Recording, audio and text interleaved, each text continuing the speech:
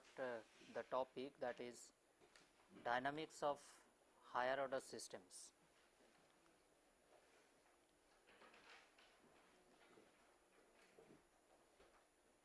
Dynamics of higher order systems.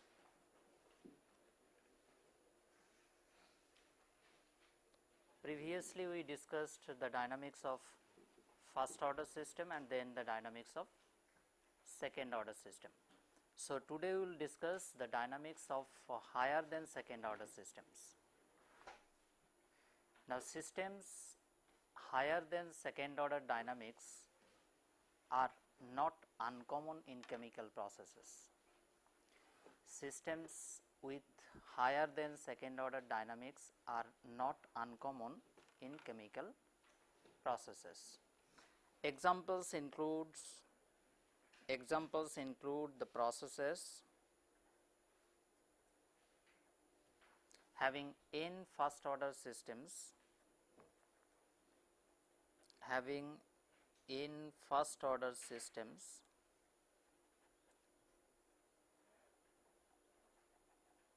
connected in series. Fine. So we can say that we are presently interested to discuss n order system dynamics, where n is greater than 2. Now n order system dynamics, the examples include processes having n first order systems connected in series. Second example is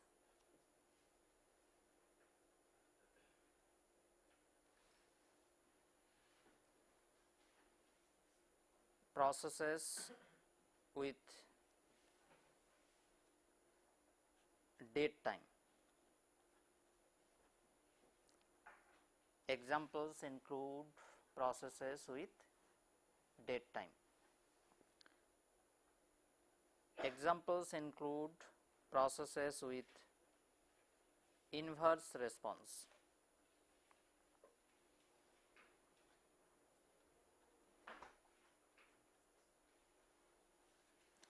So these are the examples of n order systems, and all these three processes we will discuss one by one.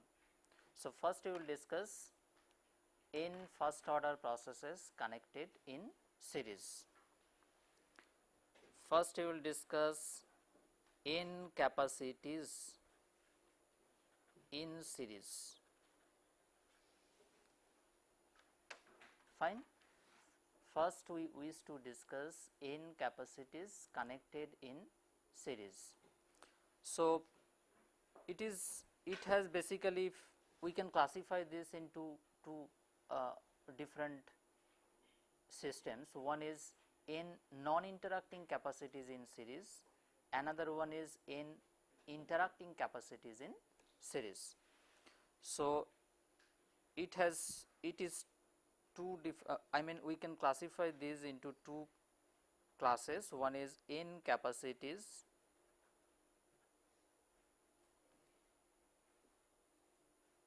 in non-interacting capacities,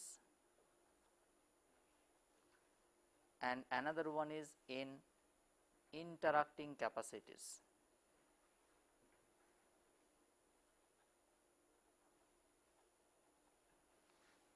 Fine. So if we consider n non-interacting capacities, then we need to connect n first order systems in series. So we will connect these n number of first order systems. The transfer function of the first system is Z1s. Input to this transfer function is, say, F1 bar S. Output of this first system is Y1 bar S. The second first order system has the transfer function of Z2S. Output of this second first order system is Y2 bar S. Like this, we place the last or nth first order system having transfer function of Gn. Input to this nth first order system is yn minus 1 bar S. Output is yn bar S. This is the n non-interacting capacities connected in series. So, what will be the overall transfer function? Overall transfer function of this n non-interacting capacities is represented by yn bar S divided by f1 bar S, which is equal to G1S multiplied by G2S, like this, Gns, fine, multiplication of transfer functions from G1 to Gn. Now, what is the transfer function of a first order system? I mean G1 equals Kp1 divided by tau p1s plus 1. This form we derived earlier. Similarly, for the second first order system, we can write Kp2 divided by tau p2s plus 1, and last transfer function is represented by Kpn divided by tau pns plus 1, fine. So, this is the overall transfer function for n non-interacting capacities in series. Similarly, for the case of n interacting capacities in series, we obtain more complex form, fine. For the n interacting capacities in series, we can obtain the overall transfer function in more complex form. Now, we will conclude based on the dynamics presenting in a plot.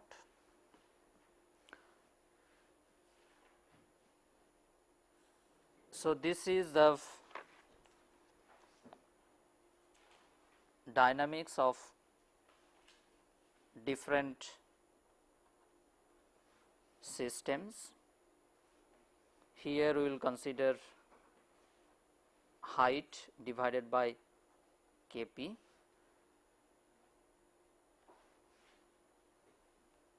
Say this is the steady state value.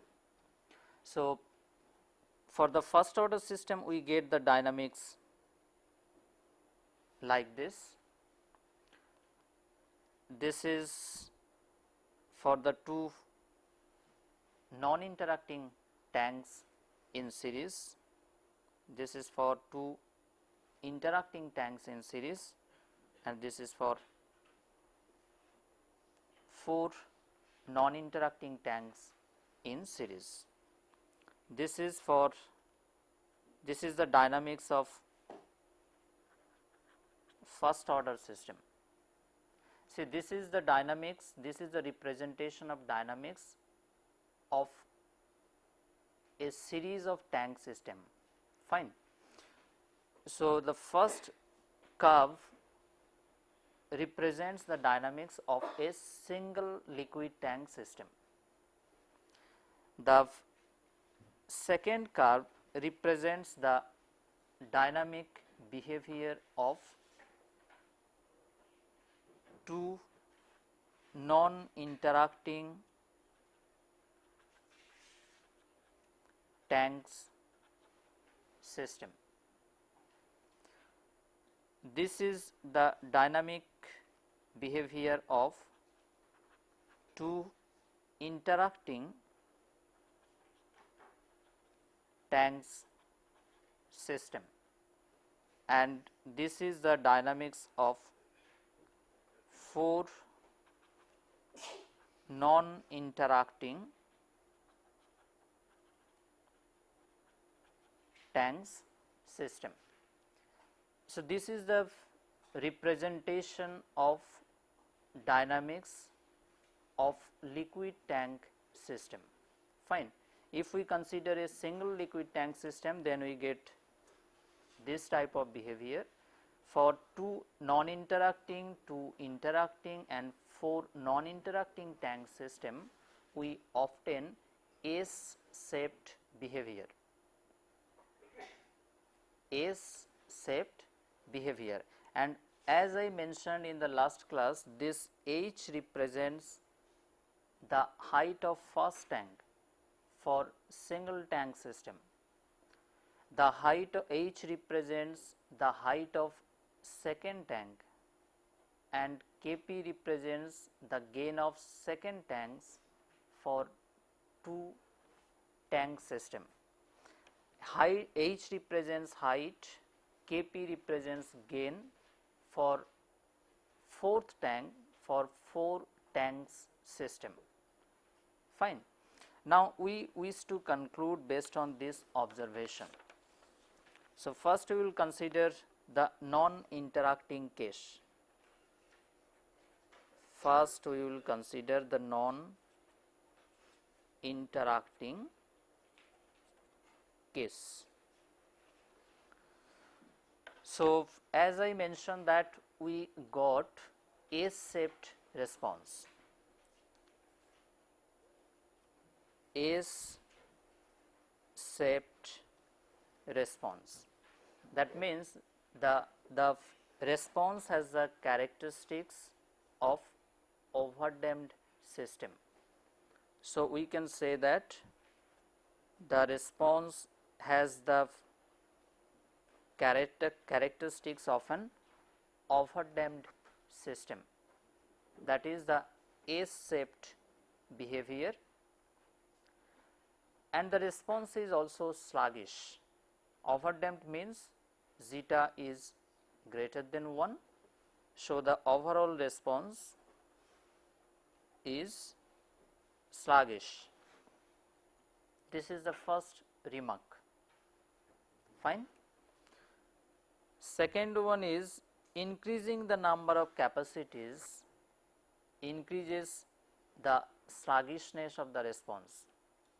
If you see, if you compare the dynamic behavior of 2 non-interacting tanks and 4 non-interacting tanks, if you see the behavior of 2 non-interacting tank and 4 non-interacting tank, then we can conclude that increasing the number of capacities in series increases the sluggishness of the response. Agree? So, this is the second comment. Increasing the number of capacities in series increases the sluggishness of the response.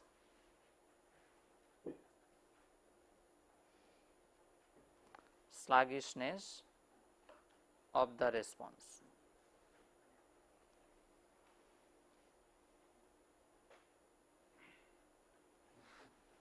Fine. This is the second conclusion we can make for non-interacting capacities systems. Similarly, if we can conclude for the interacting case, as interaction increases the sluggishness of the response. If you again compare the dynamic behavior of 2 non-interacting tanks and 2 interacting tanks, which is providing slower response? 2 interacting tank. So, we can say, we can conclude that interaction increases the sluggishness of the response. We can conclude that interaction increases the sluggishness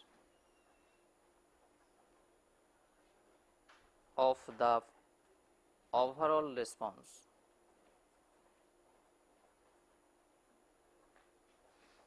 Fine. This is the conclusion we can draw for the case of interacting tanks system. So, next we will discuss the processes with date time, which is also an example of higher order systems. Next we will consider the processes with date time.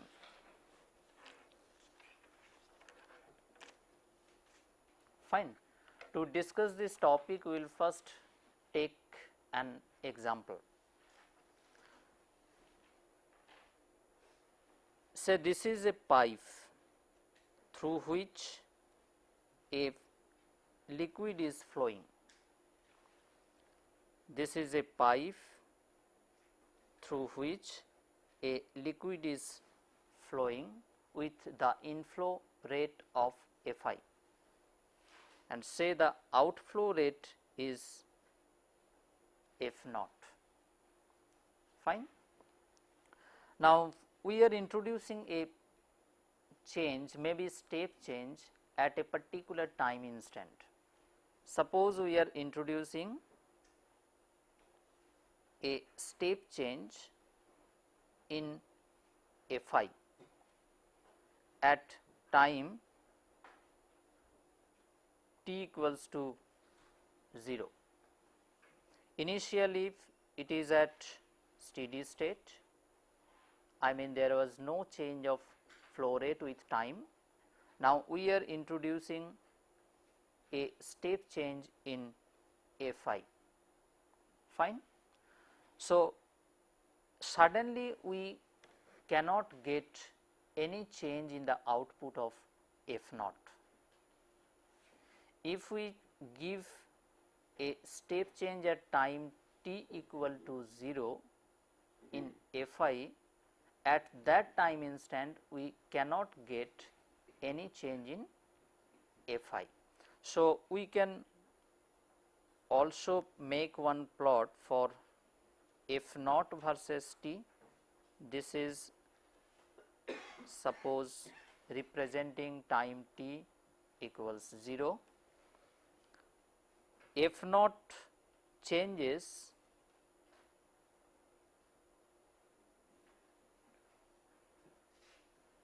after a time duration of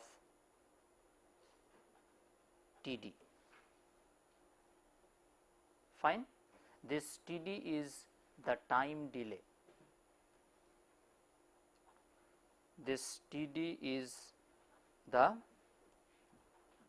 time delay.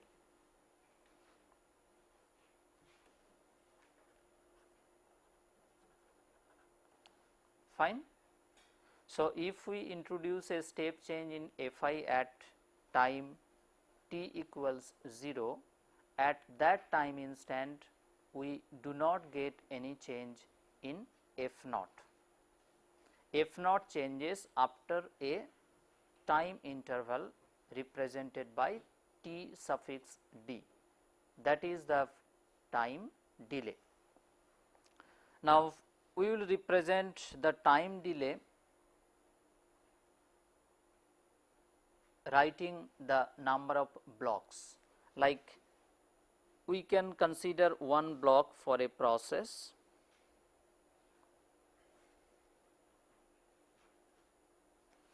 Input to this process is suppose Ft. Fine. Output of the process is say Yt. Now we need to include one block for date time. This time delay is again called date time. Fine. So one block we need to include for date time. What will be the output of this date time block? output will be yt minus td if td is the date time. So, td is time delay or date time. This block is representing a process. Input to the process is ft, output from the process is yt, and another block we have included for the date time. Output of the date time block is yt minus td. Now, we will represent this block diagram considering the variables in Laplace domain. So, this will be the process. Say this is a first order process. So, we can write the transfer function Kp divided by tau ps plus 1. This is the transfer function of the process, and we can say this is the transfer function of the first order process. Input to this process in S domain we can represent by this form, Laplace transform of ft. Output of this process we can represent by y bar s, and this is the date time block. Output we can write Laplace transform of y t minus td. This is basically Laplace transform of yt, fine, and this block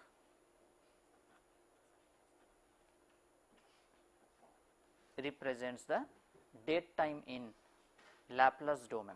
So, what will be the transfer function of date time? What will be the Laplace transform of date time? Laplace transform of date time we can find by this way, Laplace transform of yt minus td divided by Laplace transform of yt. So, this is exponential of minus tds y bar s divided by y bar s, that means exponential of minus tds, fine. So, this is the transfer function of the date time block. So, we can put here the transfer function as exponential of minus tds, fine. Next, we need to determine the overall transfer function. What will be the overall transfer function? Overall transfer function. So, if we represent the overall transfer function by g naught s, then g naught s equals Laplace transform of yt minus td divided by Laplace transform of ft, agree. This is the output of the overall system and this is the input of the overall system in Laplace domain. If we consider first order process, then the overall transfer function becomes Kp exponential of minus tds divided by tau ps plus 1. If we consider the first order process, then the overall transfer function becomes Kp exponential of e to the power minus tds divided by tau ps plus 1. This is called first order plus date time system. This is called first order plus date time system. Fine. Similarly, if we consider second order process, then the overall transfer function we can write as Z naught S equals Laplace transform of y t minus t d divided by Laplace transform of f t equals k p exponential of minus t d s divided by tau square a square plus 2 zeta tau s plus 1. This is the second order plus date time system. This is called second order plus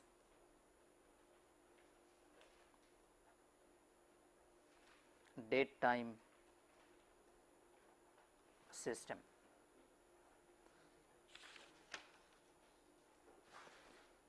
Fine. Now, we want to represent graphically the first order and second order plus date time systems.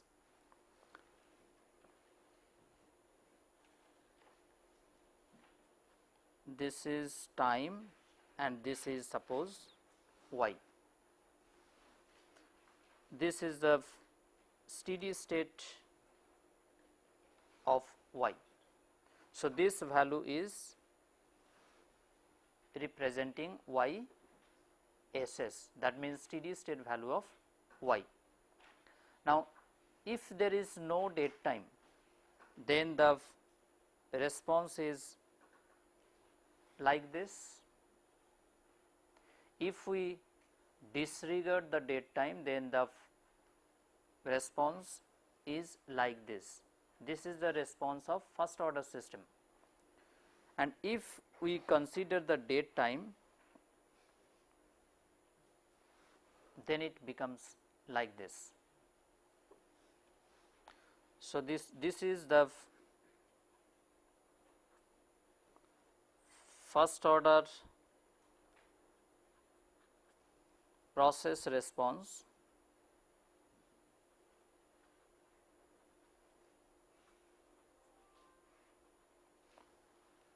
with introducing a step change in input variable. This is the first order dynamics with introducing a step change in input variable, and this is the dynamic representation when we disregard the date time. So, no date time, I mean no TD. So, this difference is the date time. Fine. So, this is the dynamics of first order system with date time and without date time. Similarly, if we consider the second order system, this is time, this is y. This value is the steady state value of y. Then for the second order system, we get this type of response. Definitely this is the second order underdamped response when zeta less than 1. If there is date time, then the response is like this.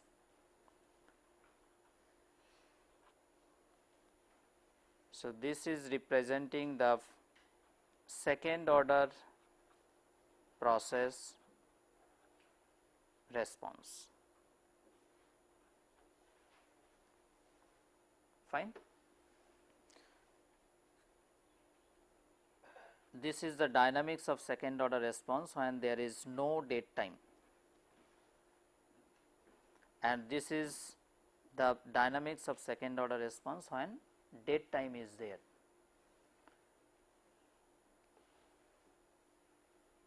Fine.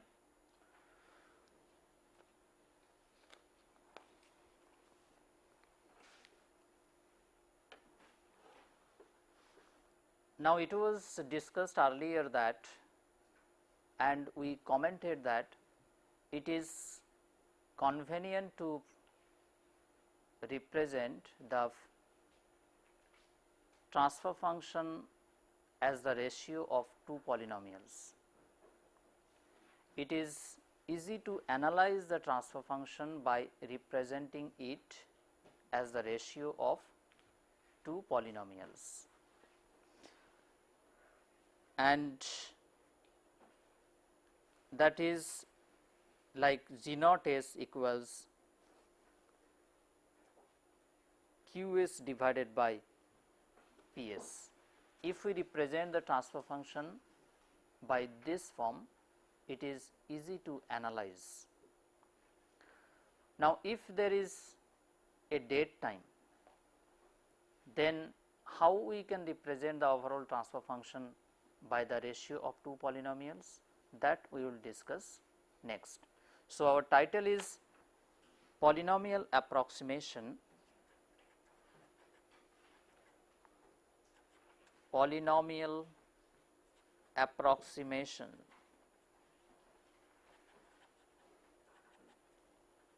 to the date time term, I mean exponential of minus TDS. So, we can approximate this exponential term by per day approximation.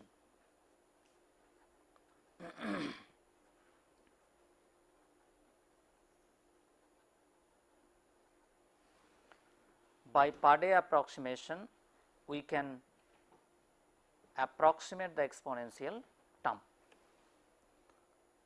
The forms are like this: exponential of minus TDS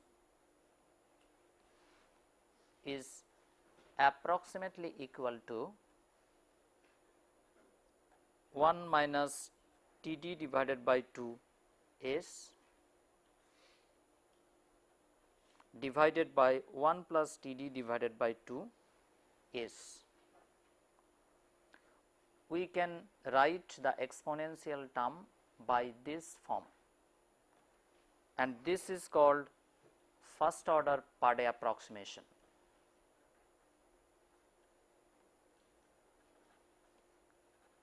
This is called first order per day approximation. Fine.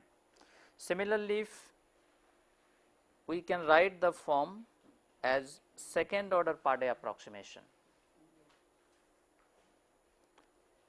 1 minus TD divided by 2 S plus TD square S square divided by 12, 1 plus TD divided by 2 S plus TD square S square divided by 12. We can write the exponential term by this form, and this is called second order per day approximation. Fine. By another way also we can approximate, that is Taylor series expansion. By Taylor method also we can approximate this exponential term. So, that is the second method.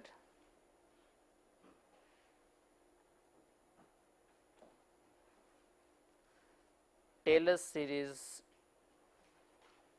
expansion. According to this, the exponential of minus TDS is approximately equal to 1 minus TDS. Exponential of minus TDS is approximately equal to 1 minus TDS. This is also first order approximation. This is first order Taylor approximation.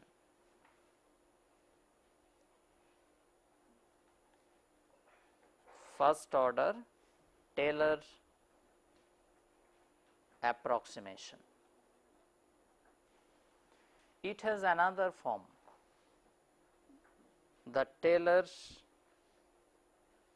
method. By using Taylor method, we can write this as 1 by exponential of TDS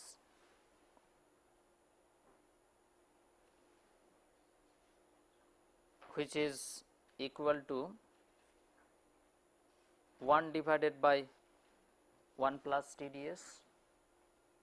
Exponential of minus TDS equals 1 by exponential of TDS, and that is equal to 1 divided by 1 plus TDS. This is also first order approximation, first order Taylor approximation. Fine. In the next we will discuss in reverse way, I mean how we can represent the higher order transfer function to lower order transfer function, that we wish to discuss. Approximation of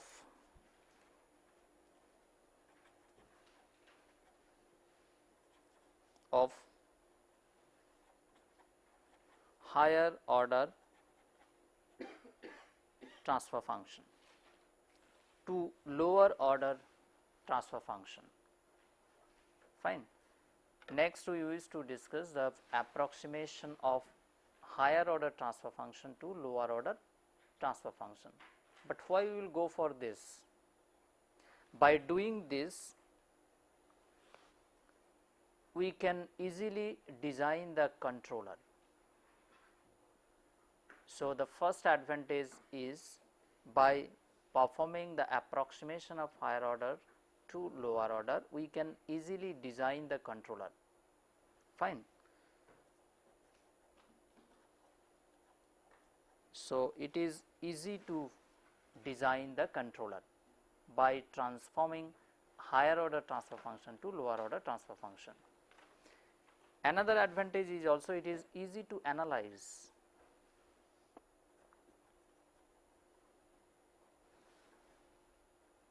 It is easy to analyze the lower order transfer function. Fine. Now we will just take one example to discuss this approximation. We will take one example to discuss this transformation. Suppose the overall transfer function is given for a particular system by this form. GS equals the process gain Kp minus 0.2s plus 1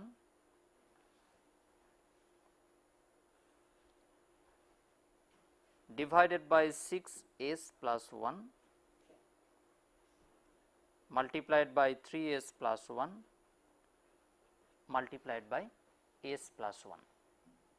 To discuss the transformation of higher order to lower order transfer function, we have taken this example having the overall transfer function of this. Now we wish to transform this transfer function to a first order plus date time system.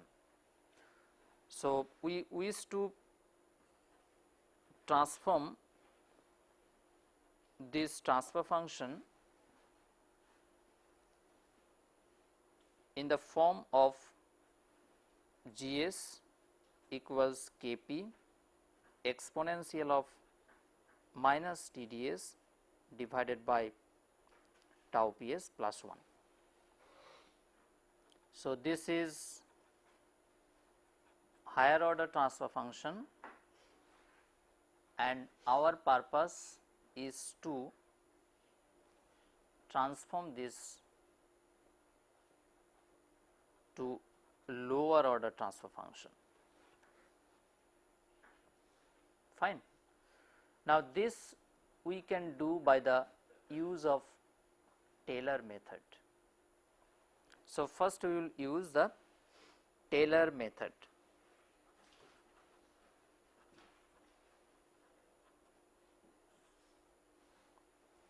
Now, according to the Taylor method, minus 0.2s plus 1 is approximately equal to exponential of minus 0.2s. Agree? According to the Taylor method, we can write minus 0.2s plus 1 is approximately equal to exponential of minus 0.2s. Similarly, we can write 1 divided by 3s plus 1 approximately equal to exponential of minus 3s. Again we can write 1 divided by s plus 1 equals exponential of minus s. Fine. Now, retaining the dominant time constant,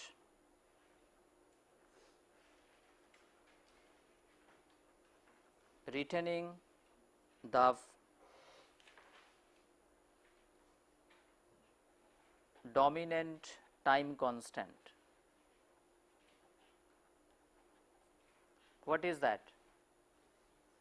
That is equal to 6. We get Gs equal to Kp exponential of minus 0.2, another one is 3 and third one is 1 multiplied by s, and the largest time constant remains in the denominator. So, can we write this from the higher order transfer function? So, it becomes Kp exponential of minus 4.2 s divided by 6s plus 1. So, this is the representation of higher order transfer function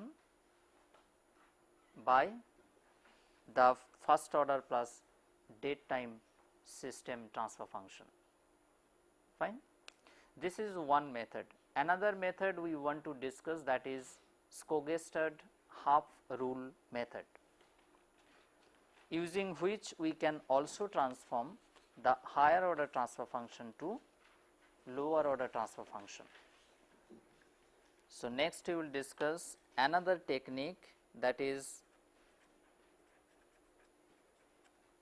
Skogestad's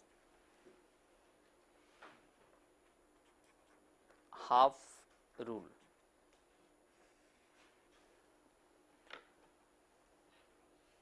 The overall transfer function which we have taken is represented, again I am writing that, divided by 6s plus 1, 3s plus 1, s plus 1. Now, we will transform this transfer function to first order plus date time system by the use of Skogestad half rule. So, what is the highest neglected time constant? The largest neglected time constant considered in the Taylor method is equal to 3. Fine. In the earlier discussion, we have neglected this time constant, which is largest one. Now, according to this Skogestad's half rule, half of this, I mean 1.5 is added to the next largest time constant. Try to remember the step.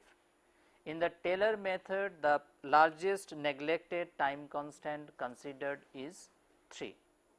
According to the Skogestad's half rule, 50% of this value, that is 1.5, is added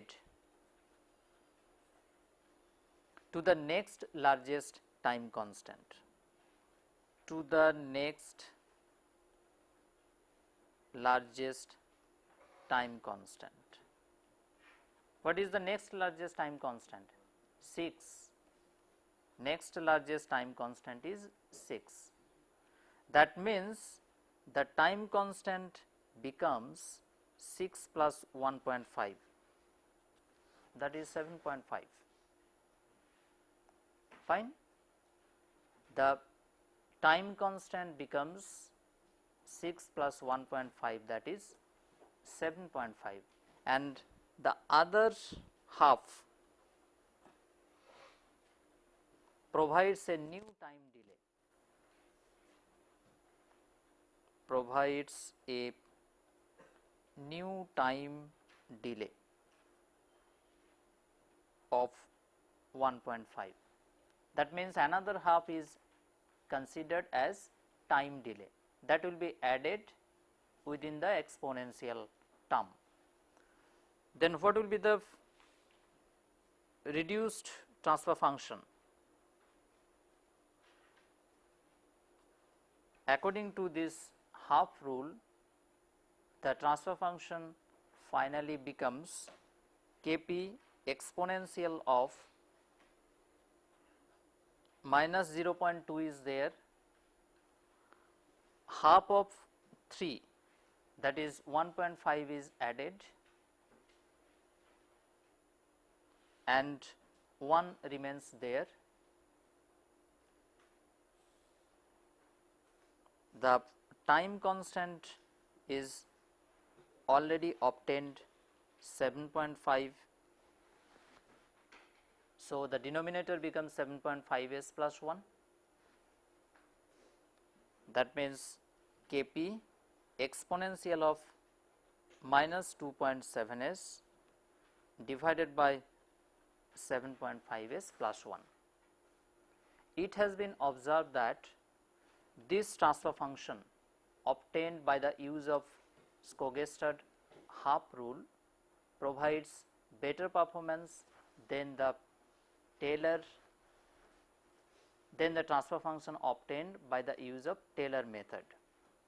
Fine. It has been observed that the performance provided by the reduced transfer function obtained by the use of Skogestad half rule is better than the response provided by the reduced transfer function obtained by the use of Taylor method. Fine.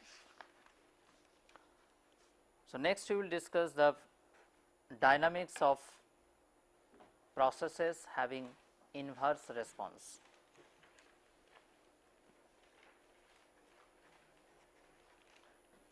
Next we will discuss the dynamics of processes having inverse response.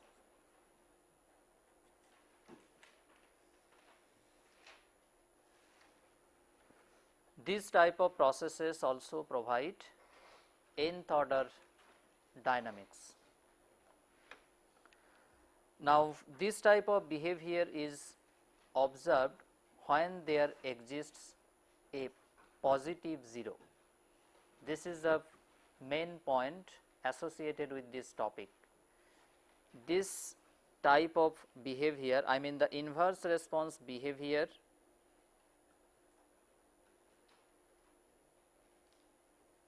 the inverse response behavior is observed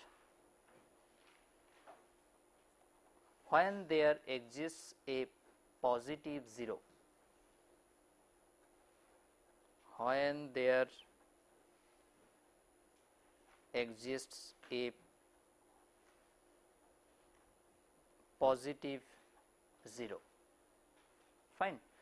So, we will consider a process, we will consider two processes acting in parallel.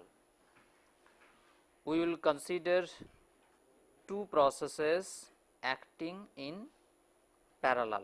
One has the transfer function of k1 divided by tau p1s plus 1. Another one has the transfer function of k2 divided by tau p2s plus 1. Now, we want to find the condition at which this process shows inverse response behavior. We wish to find the condition at which this process provides inverse response behavior.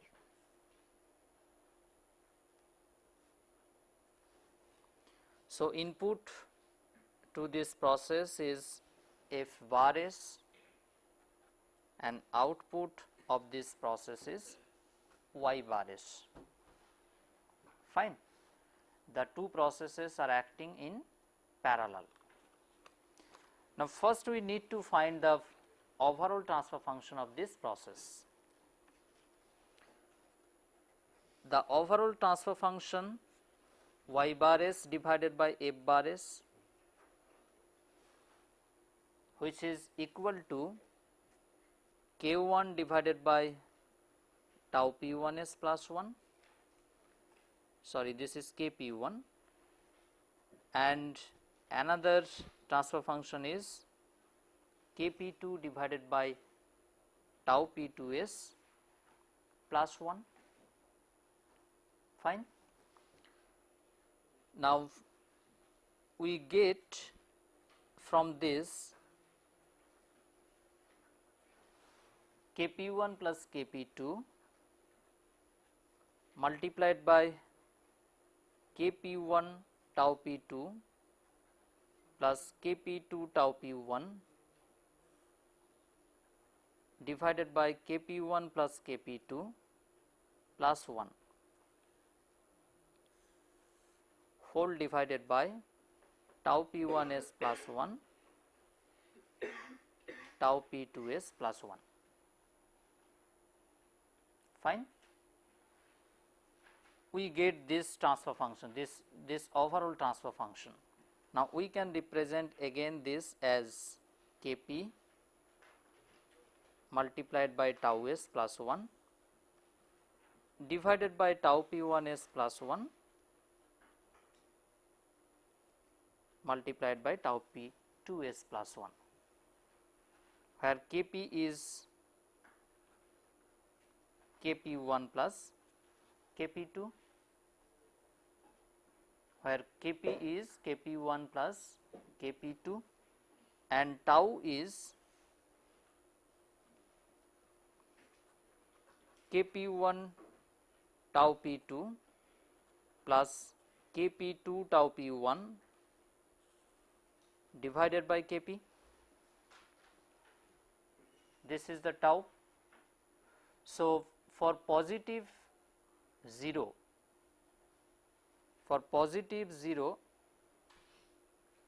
tau should be less than 0.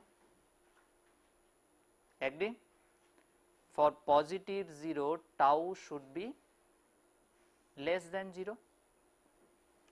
That means we can write kp1 tau p2 plus kp2 tau p1 less than 0. Agree? So, rearranging this again, we obtain kp2 divided by kp1 greater than tau p2 divided by tau p1. Rearranging, finally we get this condition. So, at this condition the process shows inverse response behavior.